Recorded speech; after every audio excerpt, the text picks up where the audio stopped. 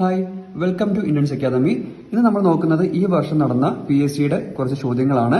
അപ്പോൾ ഒന്നാമത്തെ ക്വസ്റ്റ്യൻ എന്താണെന്ന് നോക്കിക്കഴിഞ്ഞാൽ താഴെ തന്നിരിക്കുന്ന പ്രസ്താവനകളിൽ ശരിയായത് ഏതെല്ലാം എന്നുള്ളതാണ്. അപ്പോൾ ഏതൊക്കെയാണ് സ്റ്റേറ്റ്മെന്റ് നമുക്ക് നോക്കാം.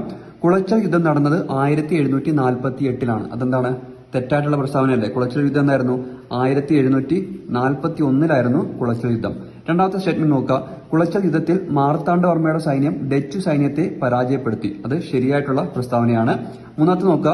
കേരളത്തിൽ ആദ്യമായി എത്തിയ വിദേശ ശക്തി ഡച്ചുകാരായിരുന്നു. അത് തെറ്റാണ്. എന്താണ്? കേരളത്തിൽ ആദ്യമായി എത്തിയ വിദേശ ശക്തി ആരാണ്? പോർച്ചുഗീസുകാരാണ് എന്നുള്ള കാര്യം ഓർത്തിരിക്കുക. ഇനി എന്താണ് അടുത്തത്? ഡച്ച് ഗവർണറായിരുന്ന വാൻഡിന്റെ നേതൃത്വത്തിലാണ് ഹോർത്തൂസ് മലബാറിക്കസ് എന്ന ഗ്രന്ഥം പ്രസിദ്ധീകരിച്ചത്. അതും ശരിയായിട്ടുള്ള പ്രസ്താവനയാണ്. അപ്പോൾ ഏതൊക്കെയാണ് ശരിയായിട്ടുള്ളത്? 2ഉം 4ഉം. അപ്പോൾ ഓപ്ഷൻ ബി ആണ് കറക്റ്റ് ആയിട്ടുള്ള ആൻസർ.